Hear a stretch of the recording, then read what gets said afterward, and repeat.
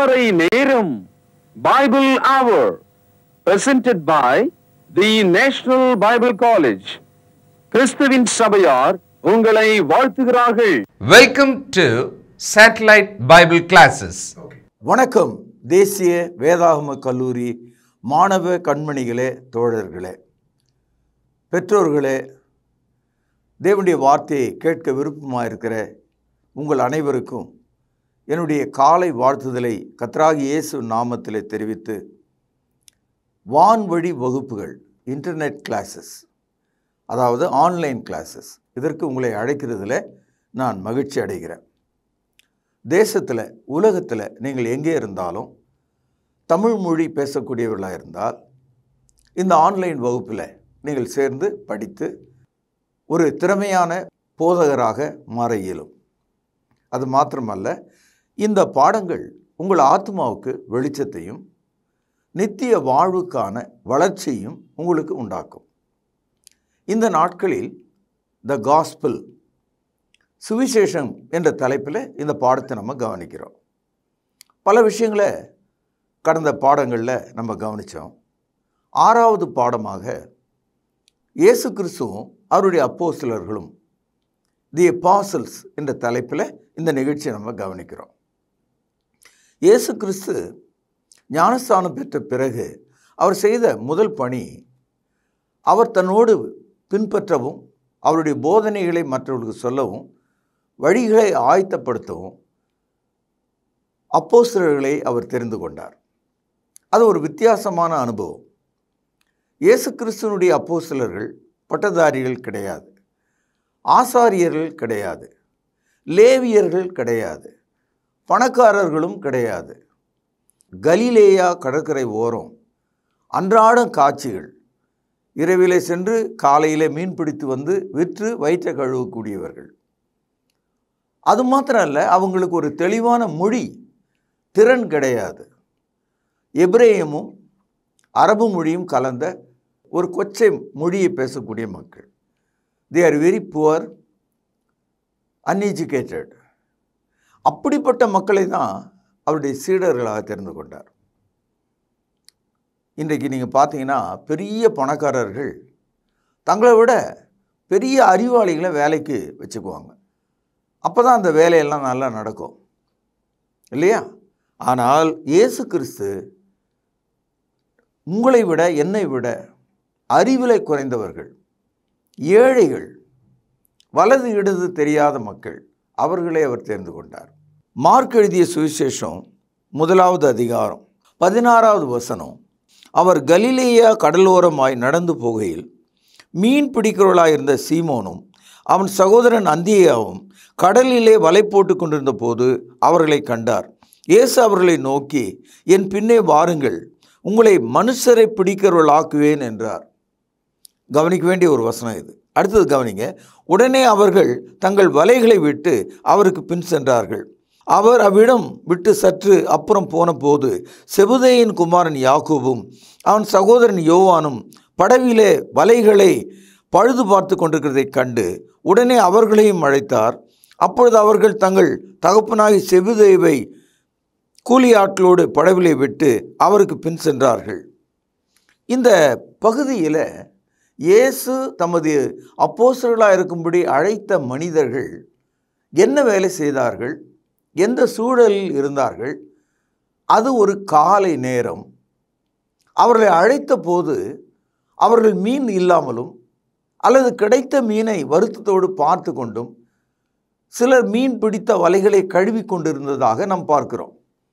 இந்த ஒரு கட்டத்தில் இருந்த மன அமைதி குறைந்த, வருத்தம் தோய்ந்த, அந்த நாள் எப்படி போகும் என்று கவலையோடு இருந்த அந்த மனிதர்களை இயேசு அழைத்தார்.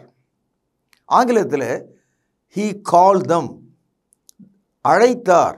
நம்ம இந்த பைபிளில் தேவன் மனிதர்களை அழைக்கிறார் என்ற தகவல் பல இடங்களில் இருக்குது. நான் உன்னை பெயர் சொல்லி அழைத்தேன் என்று தேவன் சொல்லுகிறார். தேவன் நம்முடைய பெயரை சொல்லி அழைக்க முடியும். அப்படி அழைத்த போது அதை கேட்ட அந்த மக்கள் இயேசு திரும்பி பார்த்து சபித்து மரியாதையை ஓடிவிடு என்று சொல்லவில்லை. அல்லது தங்கள் இருதயத்தில் உள்ள வேதனைகளை அவரிடத்தில் பேசலை. அவர்களை அழைத்த போது உடனே அவர்கள் தங்கள் வலைகளை விட்டு they drop their nets. அது ரொம்ப வித்தியாசமான ஒரு வல்லமையான ஒரு வார்த்தை. அவர்கள் இயேசுவின் பின்னாலே போனார்கள். அதாவது உங்களை மனுஷரை பிடிக்கிறவராக்குவேன் என்று சொன்னார். I will make you fishers of men என்று சொன்னார். அப்படியானால் இந்த மனிதர்கள் இதுவரைக்கும் மீனை தான் பிடிச்சிருந்தாங்க. இப்பொழுது மனிதர்களை பிடிக்கிறவர்களாக உங்களை மாற்றுவேன் என்று சொன்னார். இந்த காந்தம் இருக்க அந்த இரும்பு பார்த்தீங்கன்னா அப்படி இழுக்கும் இல்லையா? நீங்கள் பார்த்துருப்பீங்க. அது மாதிரி இயேசு கிறிஸ்துனுடைய வார்த்தை என் பின்னாலே வாருங்கள் என்று சொன்ன உடனே எந்த விதமான மறு வார்த்தை தவறாக பேசாமல், குறைவாக பேசாமல் அவர்கள் உடனே புறப்பட்டு போனார்கள். இந்த கேரக்டர் தான் இயேசு தெரிந்து கொண்ட அப்போஸ்தலருடைய அடையாளமாக இருக்கிறது. தி apostles followed Christ, கவனிங்கள், immediately, உடனே புறப்பட்டு போனார்கள். இந்த ஆச்சரியமும் இந்த அற்புதமும் இந்த வல்லமையும் இயேசுவின் வார்த்தை அவருடைய காதுகள் வழியாய் அவருடைய உள்ளத்திலே சென்ற போது ஏற்பட்டது. பைபிளில், அதாவது குறிப்பாக சுவிசேஷ புத்தகத்தில் 2 வார்த்தைகளை நம்ம படிக்கிறோம். அது ரொம்ப குழப்பமாக இருக்கும் நமக்கு. ஒன்று டிசைபிள், அதை சீஷர்கள்னு படிக்கிறோம். இன்னொன்று அப்போஸ்தலர்கள், அதை தான் ஆங்கிலத்தில் அப்பாசல்ஸ் என்று நாம் படிக்கிறோம். அப்போஸ்தலர்கள் யார், சீஷர்கள் யார்? இந்த கேள்வி மதத்தில் இருக்கிறவங்களுக்கு சரியாக தெரியாது. மார்க்கத்தில் இருக்கிறவங்களுக்கு தான் இந்த விஷயம் நல்லா தெரியும். அப்போஸ்தலர்கள் வேறு, சீஷர்கள் வேறு. உதாரணமாக நீங்கள், நான், நம்ம எல்லாருமே இயேசு கிறிஸ்துனுடைய சீஷர்கள் தான். இப்போ உங்களுக்கு விளங்கியிருக்கும் நான் நினைக்கிறேன். ஆனால் எல்லாரும் அப்போஸ்தலராக இருக்க முடியாது. ஏன்னா அப்போஸ்தலர்கள் இயேசு கிறிஸ்துவினால அதிகாரம் கொடுக்கப்பட்டு அபிஷேகம் பண்ணப்பட்டவர்கள். எல்லாரும் அப்போஸ்தலராக இருக்க முடியாது. 1 கொரிந்தியர் 12வது அதிகாரம் 29வது வசனம், எல்லாரும் அப்போஸ்தலர்களா, எல்லாரும் தீர்க்கதரிசிகளா, எல்லாரும் போதகர்களா, எல்லாரும் அற்புதங்களை செய்கிறார்களா என்று ஆவியானவர் கேட்கிறார். எல்லாரும் அப்போஸ்தலராக இருக்க முடியாதுன்னு தான் அதனுடைய அர்த்தம். அது மாத்திரமல்ல, எபேசியர் 2வது அதிகாரம் 20வது வசனம், இதையும் நீங்கள் குறித்து வச்சுங்க. அப்போஸ்தலர் தீர்க்கதரிசிகள் என்பவர்களுடைய அஸ்திபாரத்தின் மேலே கட்டப்பட்டவர்களுமாக இருக்கிறீர்கள். அப்படியானால் இயேசு கிறிஸ்து சபையை கட்டும்போது ஆவிக்குரிய வகையில் அப்போஸ்தலர்களை அதனுடைய ஃபவுண்டேஷன் ஸ்டோன், அஸ்திவார கற்களாக அவர் பயன்படுத்தியிருக்கார். அதனால தான் அப்போஸ்தலர்கள் வேற, சீஷர்கள் வேற. இந்த கிறிஸ்தவத்தில் உள்ள 3வது பிரிவு பெந்தேகோஸ்தே சபை அமைப்பினர், அவர்கள் மத்தியில் இந்த விஷயத்தில் அவங்களுக்கு தெளிவில்லை. அதனால தான் எப்போ பாரு தங்களையே அவர்கள் அப்போஸ்தலர் என்று சொல்கிறவங்கெல்லாம் அவங்க மத்தியில் இருக்காங்க. எல்லாரும் அப்போஸ்தலர் கிடையாது. ஒரு ஆள் அப்போஸ்தலராக இருக்கணும்னா அவனுக்கு பல தகுதிகள் இருக்குது. அதில் முக்கியமான ஒரு தகுதி, அப்போஸ்தலர் நடபடிகள் 1வது அதிகாரம் நீங்கள் படிச்சிங்கன்னா, யூதாஸ் இழந்த அந்த இடத்தை நிரப்புவதற்காக ஒரு புதிய அப்போஸ்தலனை அவர்கள் தேர்ந்தெடுத்தார்கள். அந்த புதிய அப்போஸ்தலனுடைய தகுதி என்னன்றதை அப்போஸ்தலர் நடபடிகள் 1வது அதிகாரம் 21வது வசனம், இதை மார்க் பண்ணிங்க. உங்கள் சபைக்கு போதிக்கிற போதகருங்கிட்ட இதை எடுத்து காண்பீங்க. ஆதலால் யோவான் ஞானஸ்தானம் கொடுத்த நாள் முதற்கொண்டு, கவனிங்கள், கர்த்தராகிய இயேசுவானவர் நம்மிடத்திலிருந்து உயர எடுத்துக்கொள்ளப்பட்ட நாள் வரைக்கும் அவர் நம்மிடத்தில் சஞ்சரித்த காலங்களிலெல்லாம் எங்களோடு கூட இருந்த மனுஷர்களில் ஒருவன் அவர் உயிரோடு எழுந்ததை குறித்து எங்களோடு கூட சாட்சியாக ஏற்படுத்தப்பட வேண்டும் என்றான். இந்த 2 வசனத்தில் ஒருவன் அப்போஸ்தலனாக இருக்க வேண்டுமானால் அவனை சாட்சி, விட்னஸ் என்று அழைக்கிறார்கள். அந்த சாட்சி எப்படி இருக்கணுமா? யோர்தான் நதிக்கரையில் யோவான் ஞானஸ்நானம் கொடுத்தான் இல்லையா, அன்னையிலிருந்து இயேசு செய்த எல்லா காரியத்தையும் நேரில் பார்த்து அவர் உயிரை பரலோகத்துக்கு எடுத்துக்கொள்ளப்பட்டார் இல்லையா, அது வரைக்கும் பார்த்த ஆள் உயிரோடு இருந்தால் அவன் தான் அப்போஸ்தலனாக இருக்க முடியும். இப்போ உங்களுக்கு புரிஞ்சிருக்கும், எல்லாரும் அப்போஸ்தலராக இருக்க முடியாது. ரெண்டாவது, இந்த அப்போஸ்தலர் என்பது அதிகாரம் மட்டுமல்ல, அது ஒரு பட்டம் போல இருக்கிறதாக நாம் பார்க்கிறோம். 26வது வசனம், பின்பு அவர்களை குறித்து சீட்டு போட்டார்கள். சீட்டு மத்தியாவின் பேருக்கு விழுந்தது. அப்பொழுது அவன் 11 அப்போஸ்தலனுடனே சேர்த்து கொள்ளப்பட்டான். ஆகவே இந்த அப்போஸ்தலர்களாகும் இந்த தகுதி எல்லாருக்கும் கிடைக்காது. 1வது அதிகாரம் 24வது வசனத்துடைய கடைசி வரி பாருங்க. இந்த ஊழியத்திலும் இந்த அப்போஸ்தல பட்டத்திலும் பங்கு பெறுவதற்காக. அப்போது apostolic ministry, it is a title, இது ஒரு அதிகாரம். லூக்கா எழுதிய சுவிசேஷம் 10வது அதிகாரம் முதல் சில வசனங்களை வாசிக்கிறேன், கவனிங்க. இவைகளுக்கு பின்பு கர்த்தர் வேறே 70 பேரை நியமித்து தாம் போகும் சகல பட்டணங்களுக்கும் இடங்களுக்கும் அவர்களை தமக்கு முன்னாடி 2 பேராக அனுப்பினார். அப்போது லூக்கா 10ஆம் அதிகாரம் முதல் வசனத்தில் 70 சீஷர்களை 2 பேராக, அப்படின்னா பேர்னு ஆங்கிலத்தில் 35 பேராக டீமாக அவர்கள் போனாங்க. அப்போது சீஷர்கள் என்பவர்கள் யார், அப்போஸ்தலர் என்பவர்கள் யார்? இந்த சீஷர்கள் 70 பேர் இருந்தாங்களே, ஒரு கட்டத்தில் அவங்க இயேசு கிறிஸ்துவை விட்டு ஓடி போயிட்டான். ஏன் ஓடி போயிட்டான்னா, இயேசு கிறிஸ்துனுடைய போதனையை அவனால் தாங்க முடியல. இயேசு தமது சரீரத்தையும் இரத்தத்தை குறித்து பேசும்போது அவர்கள் ஏற்றுக்கொள்ளாமல் பின்வாங்கி ஓடி போனாங்க. பாருங்கள், யோவான் எழுதிய சுவிசேஷம் 6ஆம் அதிகாரம் 59-60. கப்பர்நாகுமிலே ஜெப ஆலயத்திலே அவர் உபதேசிக்கையில் இவைகளை சொன்னார். இவைகளை தமது சரீரம், தமது இரத்தம், நம்முடைய நித்திய வாழ்வு என்று சொன்னார். 60ஆம் வசனம் பாருங்கள், பேனால் அடிக்கோட்டிடுங்கள். அவருடைய சீஷரில் கவனிங்கள், அநேகர் இவைகளை கேட்ட பொழுது இது கடினமான உபதேசம், யார் இதை கேட்பார்கள் என்றார்கள். சீஷர்கள் அதை குறித்து முறுமுறுக்கிறாள் என்று இயேசு தமக்குள்ளே அறிந்து அவர்களை நோக்கி, இது உங்களுக்கு இடரலாக இருக்கிறதோ என்றார். சகோதரர்களே, 70 பேராக சீஷர்கள் இயேசுவை பின்பற்றினாங்க இல்லையா, அதில் 58 பேர் போயிட்டான். மீதி இருந்தவங்க 12 பேர் மட்டும்தான். அந்த 12 பேரில் ஒருவருடைய பதிலை கவனியுங்கள். யோவான் 6:68. சீமோன் பேதுரு அவருக்கு பிரதியுத்தரமாக, ஆண்டவரே, யாரிடத்தில் போவோம்? நித்திய ஜீவ வசனங்கள் உம்மிடத்தில் உண்டே.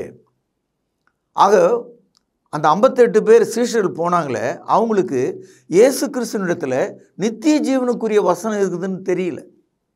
ஒரு சூழ்நிலை கைதிகளைப் போல வெறும் சீடர்களாக இருந்தாங்க. இன்றைக்கும் கிறிஸ்தவ மார்க்கத்தில் அந்த மதத்தில் நிறைய பேர் இருக்கான், அவன் சீடர்கள் மட்டும்தான், அவனுக்குன்னு எந்த ஆக்டிவிட்டியும் கிடையாது, சும்மா அப்படி பேருக்கு ஒரு கிறிஸ்தவராக இருப்பார்.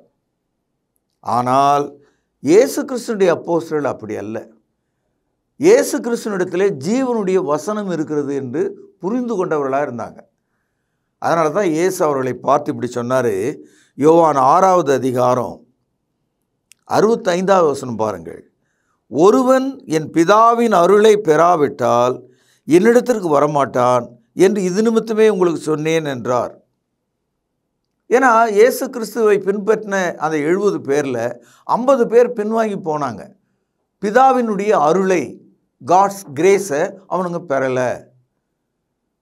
பிதாவினுடைய அருளை பெறாதவர்கள் போய்விட்டார்கள். பிதாவின் அருளை பெற்றவர்கள் இயேசுவின் பின்னாலே நின்றார்கள். இப்போ உங்களுக்கு அப்போஸ்தலர்னா யாருன்னு உங்களுக்கு தெரிஞ்சிருக்கும். இந்த சுவிசேஷம் என்ற இந்த தலைப்பில் இந்த 6வது பாடத்தில் என்ன கவனித்தோம்னா, இயேசு எப்படி அப்போஸ்தலர்களை தேர்ந்தெடுத்தார், உருவாக்கினார், திடப்படுத்தினார், அவர்களை ஆசீர்வதித்தார் என்பதை நீங்கள் புரிந்து கொள்ள வேண்டும். இப்பொழுது மத்தேயு 10ஆம் அதிகாரம். இந்த மத்தேயு 10ஆம் அதிகாரத்தில் தான் இந்த 12 பேருக்கும் இயேசு கிறிஸ்து ஒரு சிறப்பு செய்கிறார், முக்கியத்துவப்படுத்துகிறார். ஜீசஸ் கான்சிக்ரேட் தம், அப்பாயிண்ட் தம், ordained them, anoint them என்று சொல்லிக்கொண்டே போகலாம். அவர்களை தெரிந்து கொண்டார், அவரை திருத்தினார், அவர்களை திடப்படுத்தினார், அவர்களை அபிஷேகித்தார், அவர்களுக்கு அதிகாரம் கொடுத்தார். எல்லாம் இதுக்குள்ள அடங்கும். 10ஆம் அதிகாரம் முதல் வசனம். அப்பொழுது அவர் தம்முடைய 12 சீஷர்களையும் தம்மிடத்தில் வரவழைத்து. இந்த வசனம் எப்படி தொடங்குதுன்னா, 12 சீஷர்கள் தான் இன்ன வரைக்கும், இந்த சூழ்நிலை வரைக்கும் அவங்க சீஷர்களாக தான் இருக்காங்க. ஆனால் பெஸ்ட் டிசைபிள்ஸ் அவங்க, பிதாவின் அருளை பெற்ற டிசைபிள்ஸ் அவங்க. நல்லா கவனிச்சிங்களா? இப்போ பாருங்கள், அந்த சீஷர்களை வரவழைத்து அசுத்த ஆவிகளை துரத்தவும் சகல வியாதிகளையும் சகல நோய்களை நீக்கவும், கவனிங்கள், அவர்களுக்கு அதிகாரம் கொடுத்தார். இதுதாங்க ரொம்ப முக்கியமான ஒரு வார்த்தை. அப்போஸ்தலர்களுக்கு கிறிஸ்து அதிகாரம் கொடுத்திருக்கிறார். கிரைஸ்ட் கேவ் தம் அத்தாரிட்டி. அப்படியானால் சாதாரண மனிதர்களாக இப்பொழுது அந்த சீஷர்கள் இல்லை. அதனால தான் அவர்களை அப்போஸ்தலர் என்று பைபிள் நமக்கு அழைக்கிறது. இப்போ 2ஆம் வசனம் பாருங்கள், மத்தேயு 10:2. அந்த 12 அப்போஸ்தலருடைய நாமங்கள் ஆவன. ரொம்ப தெளிவாகவே வந்துடுச்சு. இப்போ இந்த 60 பேரில் 58 பேர் ஓடி போயிட்டான், மீதி இருந்தோம் 12 பேர். அந்த 12 பேருக்கும் அப்போஸ்தலர் என்ற ஒரு அதிகாரத்தை, ஒரு பட்டத்தை தேவன் அவர்களுக்கு அளித்தார். அந்த 12 அப்போஸ்தலருடைய நாமங்கள் ஆவன. இப்போது இந்த வசனத்தில் 4வது வசனம் வரைக்கும் நீங்கள் பார்த்தீங்கன்னா, அந்த 12 அப்போஸ்தலருடைய பேர் என்ன, அவர்களை வீட்டில் எப்படி அழைப்பாங்க, அவங்க அப்பா யார், இந்த தகவல்லாம் இதில் சொல்லியிருக்கு. அதனால் டூப்ளிகேட்லாம் பண்ண முடியாது. ஒரே பேர் மாதிரி 2 பேர் வச்சுருப்பாங்க. அப்போ 2 பேரும் அப்போஸ்தலர்னா கிடையாது. அதே மாதிரி யூதாஸ் என்ற ஒரு மனிதன் இருக்கான் இல்லையா, அவனுக்கு இயேசுவை காட்டி கொடுத்தவன் என்ற ஒரு துணை பெயர் அங்கே இருக்குது. அதனால் நீங்கள் 10ஆம் அதிகாரம் 2 முதல் 4 வசனங்களை நன்றாக கவனிப்பீர்களானால் அந்த 12 அப்போஸ்தலருடைய பெயர்கள் தெளிவாக சொல்லப்பட்டிருக்கு. 2ஆம் வசனம். அந்த 12 அப்போஸ்தலருடைய நாமங்கள் ஆவன. முந்தினவன் பேதுரு எனப்பட்ட சீமோன். ஒரே ஆளுக்கு 2 பேர் கவனிச்சிங்க. அவன் சகோதரனாகிய அந்திரேயா, செபதேயின் குமாரன் யாக்கோபு, அவன் சகோதரன் யோவான். இந்த யாக்கோபு யோவானுக்கு அப்பா யாருன்னு இங்கே சொல்லியிருக்கார், செபதேய். அடுத்தது 3ஆம் வசனம் பாருங்கள், பிலிப்பு, பர்த்தலேமேயு, தோமா, அப்புறம் ஆயக்காரனாகிய மத்தேயு. காரணம் என்னென்னா, இப்போ நம்ம படிச்சுட்டு இருக்கோம் இல்லையா அந்த புத்தகம், இந்த புத்தகத்தை எழுதின மத்தேயு வேறு, அப்போஸ்தலனாகிய மத்தேயு வேறு. அதனால்தான் ஆயக்காரனாகிய மத்தேயு. ஆயக்காரன் என்று சொன்னால் வரி வசூலிக்கிறவன் என்று பொருள்.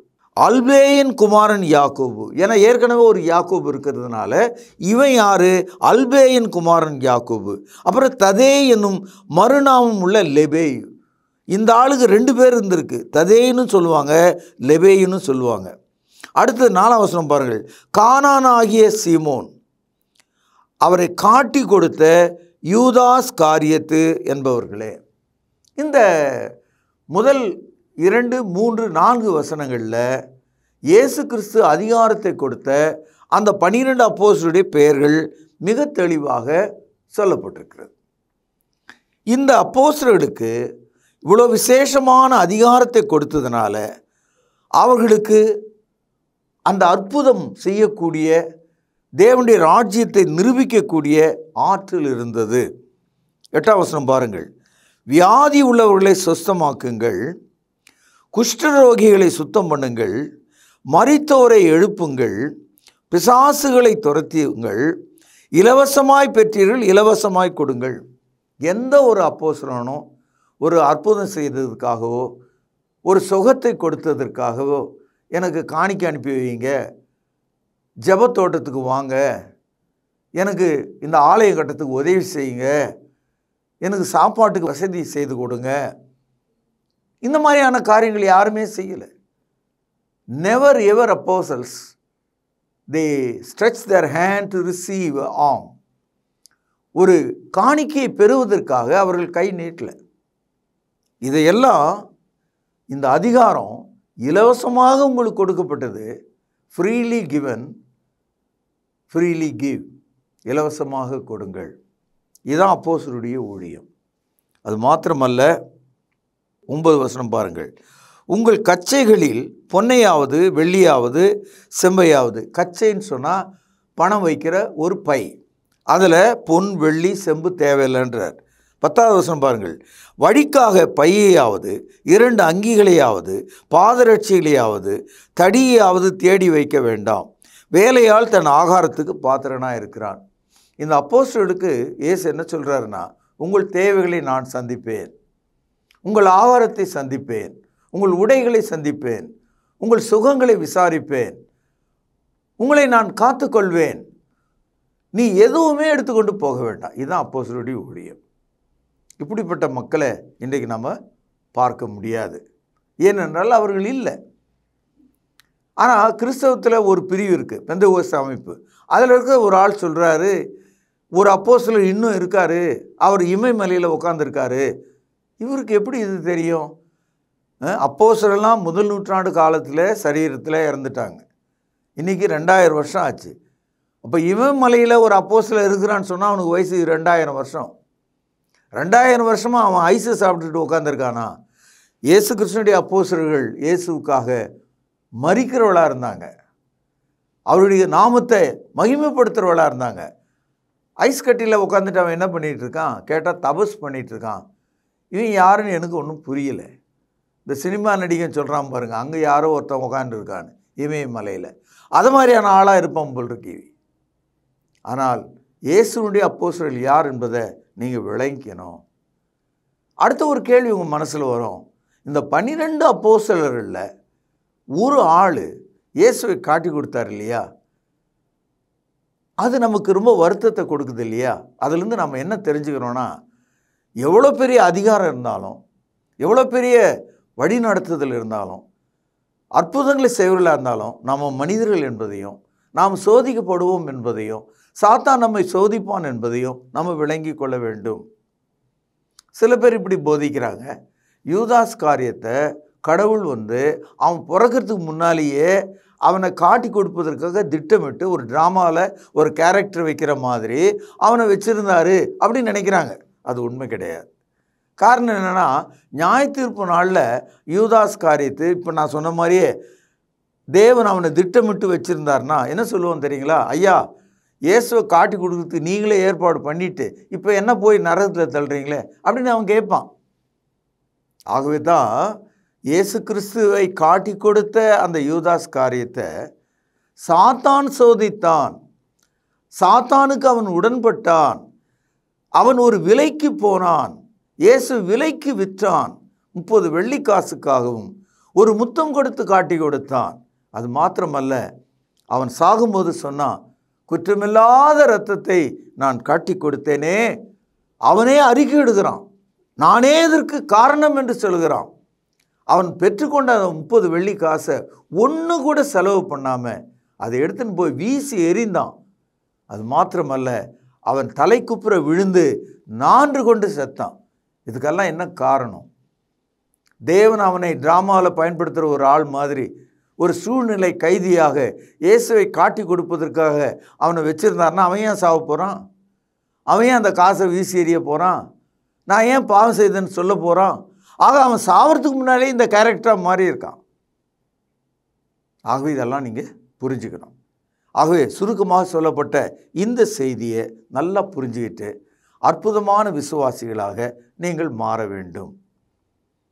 இந்த அப்போஸ்தலர்களுக்கு இயேசு கிறிஸ்து மிகப்பெரிய அதிகாரத்தை கொடுத்தாரு. அதில் ஒன்று தான் இது. கவனிப்போம். மத்தேயு 28ஆம் அதிகாரம் 16 முதல் படிக்கிறேன். இந்த இடத்துல 11 சீஷர்கள் தான் இருக்காங்க. காரணம் என்னென்னா, யூதாஸ் காரியத்து இறந்து போயிட்டாரு இல்லையா? 16வது வசனம் பாருங்கள். 11 சீஷர்களும் கலிலேயாவிலே இயேசு தங்களுக்கு குறித்திருந்த மலைக்கு போனார்கள். அங்கே அவர்கள் அவரை கண்டு பணிந்து கொண்டார்கள். சிலரோ சந்தேகப்பட்டார்கள். யார்? இந்த 11 அப்போஸ்தலர்களும். ஏன்னா அவர்களும் மனிதர்கள் தானே. 18ஆம் வசனம் பாருங்கள். அப்பொழுது இயேசு சமீபத்தில் வந்து அவர்களை நோக்கி, எவர்களை? அந்த அப்போஸ்தலர்களை, வானத்திலும் பூமியிலும் சகல அதிகாரம் எனக்கு கொடுக்கப்பட்டிருக்கிறது. யார் இடத்துல சொல்லுகிறார்? அந்த 11 அப்போஸ்தலர் இடத்துல. இப்பொழுது 19ஆம் வசனம் பாருங்கள். ஆகையால் நீங்கள், இந்த இடத்தில் நீங்கள் என்பது யாரை குறிக்கிறது? அப்போஸ்தலரை. புறப்பட்டு போய் சகல ஜாதிகளையும் சீஷராக்கி. அப்போஸ்தலர் போய் உங்களையும் என்னையும் சீஷராக மாற்றுகிறார்கள். அதனால தான் உங்களுக்கு சொன்னேன், அப்போஸ்தலர் வேற, சீஷர்கள் வேற. Apostles are different than the disciples. We are all disciples. We cannot be an apostle. கவனிப்போம். ஆகையால் நீங்கள் புறப்பட்டு போய் சகல ஜாதிகளை சீஷராக்கி, கவனிங்கள், பிதா குமாரன் பரிசுத்தாவின் நாமத்திலே அவர்களுக்கு ஞானஸ்தானம் கொடுத்து. யாருக்கு ஞானஸ்தானம் கொடுத்து? சீஷர்களுக்கு. 20ஆம் வசனம் பாருங்கள். நான் உங்களுக்கு கட்டளையிட்ட யாவையும். இந்த இடத்துல நான் என்பது இயேசுவை குறிக்கிறது, உங்களுக்கு என்பது அப்போஸ்தலரை குறிக்கிறது. நான் உங்களுக்கு கட்டளையிட்ட யாவையும் அவர்கள் கைக்கொள்ளும்படி. எவர்கள்? இயேசு கிறிஸ்து நாமத்திலே ஞானஸ்தானம் பெற்ற சீஷர்கள். அவர்கள் கைக்கொள்ளும்படி அவர்களுக்கு உபதேசம் பண்ணுங்கள். இதோ உலகத்தின் முடிவு பரியந்தமும் சகல நாட்களிலும் நான் உங்களோடு கூட இருக்கிறேன் என்றார். ஆமென். இதுதான் அப்போஸ்தலருடைய செய்தியாக நீங்கள் பார்க்க வேண்டும். இயேசு தெரிந்து கொண்ட அப்போஸ்தலர் யார்? அந்த அப்போஸ்தலருக்கு கொடுக்கப்பட்ட அதிகாரம் என்ன? அந்த அதிகாரத்தை அவர்கள் விற்க முடியாது, இலவசமாய் பெற்றார்கள், இலவசமாய் கொடுக்க வேண்டும். இந்த அப்போஸ்தலர்களுக்கு எல்லை உலகம் முழுதும் அவர்கள் செல்ல வேண்டும். அதனால்தான் தோமா அப்போஸ்தலர் 52வது வருஷம் கேரளாவில் உள்ள காலிகட் வழியாக சென்னைக்கு, இன்றைக்கு நாம் சொல்லுகிற மயிலை என்று சொல்லக்கூடிய மயிலாப்பூருக்கு வருகிறார். சென்ட் தாமஸ் மவுண்ட் என்று அழைக்கப்படுகிற இடத்தில் தான் அவர் இறந்து போகிறார். ஏனென்றால் அப்போஸ்தலர்கள் உலகம் முழுவதும் பயணம் செய்ய வேண்டியது அவசியமாக இருந்தது. மாணவ கண்மணிகளை, இந்த நாளில் கேட்ட உணர்ச்சி ஊட்டக்கூடிய எத்தனையோ தகவல்களை, ஏராளமான தகவல்களை ஒரு சேர நீங்கள் கேட்டதுனால குழம்பாமல் எழுதுனதெல்லாம் தனித்தனியாக வச்சு சிறப்பாக படித்து ஆலோசித்து தேவனுடைய வழியில் நடக்கும்படி உங்களை நான் ஆசீர்வதிக்கிற பிரார்த்தனை செய்வோம். பரிசுத்தமுள்ள நல்ல தகப்பனே, இந்த நாளில் கேட்ட பாடத்தை ஆசீர்வதியும். இயேசுவின் நாமத்தில் ஜெபங்கேளும் பிதாவே, ஆமேன். அன்பான சகோதர சகோதரிகளை மீண்டும் சந்திப்பதில் நான் மகிழ்ச்சி அடைகிறேன். விசேஷமாக உங்களிடத்தில் ஒரு வேண்டுகோள், ஒரு ரெக்வெஸ்ட் என்ன அப்படின்னா, நம்முடைய பைபிள் அவர் ப்ரோக்ராம் பலவிதமான சேனல்களில் வருது. அதோடு கூட ரொம்ப முக்கியமாக இப்பொழுது உங்களிடத்தில் பொதுவாகவே நம்ம திருமறை நேரம் நிகழ்ச்சியில் பணம் கொடுங்க, இந்த நம்பர் பாருங்கள், அனுப்புங்க அப்படின்னு நம்ம கேட்டதே கிடையாது. ஆனால் மிகப்பெரிய ஒரு ரெக்வெஸ்ட்டை, மிகப்பெரிய ஒரு விண்ணப்பத்தை உங்கள் முன்னால் நான் இப்போ வைக்கலான் இருக்கேன். அது என்னென்னா, நம்முடைய பைபிள் அவர் டிவியினுடைய யூடியூப் சேனலை நீங்கள் பார்க்குறீங்க நிறைய பேர். ஒரே ஒரு விஷயம், அதை பிறருக்கு அறிமுகம் செய்யுங்கள். அடுத்தது சப்ஸ்கிரைப் பண்ணுங்கள். இந்த லைக் பண்ணுங்கன்னு நான் சொல்ல மாட்டேன், அக்செப்ட் பண்ணுங்கள். ஏன்னா ட்ரூத் இல்லையா அது, அதை நம்ம அக்செப்ட் தானே பண்ணணும் இல்லையா? அடுத்தது அந்த வியூஸ் எவ்வளவு பார்க்குறாங்களோ அவ்வளவு தூரத்துக்கு நாம் அந்த வசன விதைகளை இன்னொருவருக்கு நாம் கொண்டு சென்றதாக இருக்கும். பழைய ஏற்பாட்டு காலத்தில் குஷ்ரோகிகள் எல்லாருமே சாகிற ஒரு தருவாயில் ஊரே இருக்குது, பட்டணமே இருக்குது. இவங்க அந்த கோட்டையினுடைய எல்லைக்கு வந்த உடனே பகைஞரெல்லாம் ஓடி போயிட்டு உணவுப் பொருள்லாம் கிடக்கிறத பார்த்த உடனே, ஆஹா, இந்த நற்செய்தியை நாம் சொல்லாமல் போனால் நமக்கு ஐயோ என்று சொல்லி அவங்க நல்ல செய்தியை கொண்டு போய் ஊரில் சொன்னாங்க. அதுபோல் இந்த சுவிசேஷம், இந்த சத்தியம், இந்த கிறிஸ்தவ விழிப்புணர்வு ஒருவர் பேச அதை மற்றவர்களுக்கு அறிமுகம் செய்கிற ஒரு வேலையை, ஒரு அந்திரியாவினுடைய வேலையை அவர் தானே பண்ணார். இயேசுவை கண்டேன், வந்து பாருங்க அப்படின்னார். அதை நீங்கள் செய்யும்படி உங்களை அன்போடு கூட கேட்டுக்கொள்கிறேன். சப்ஸ்கிரைப் பண்ணுங்கள், மற்றவர்களுக்கு ஷேர் பண்ணுங்கள், இந்த ட்ரூத்தை அக்செப்ட் பண்ணுங்கள். மற்றவர்கள் இதை அக்செப்ட் பண்ணுறதுக்கு நீங்கள் ஒரு கருவியாக, உதவியாக இருங்க. நிச்சயம் இது நிமித்தமாக இந்த சுவிசேஷ ஊழியத்தினுடைய பலனில் உங்களுக்கு பங்குண்டு இல்லையா? God bless you. தேவன் உங்களை ஆசீர்வதிப்பாராக. நன்றி. தொடர்பு கொள்ள வேண்டிய முகவரி: திருமறை நேரம், 58 சர்ச் தெரு, குமரன் நகர், சென்னை 6,82,000. செல்போன் 9385500882. கர்த்தாவே, தேவர்களில் உமக்குப்பானவர் யார்? வானத்திலும் பூமியிலும் உமக்குப்பானவர் யார்?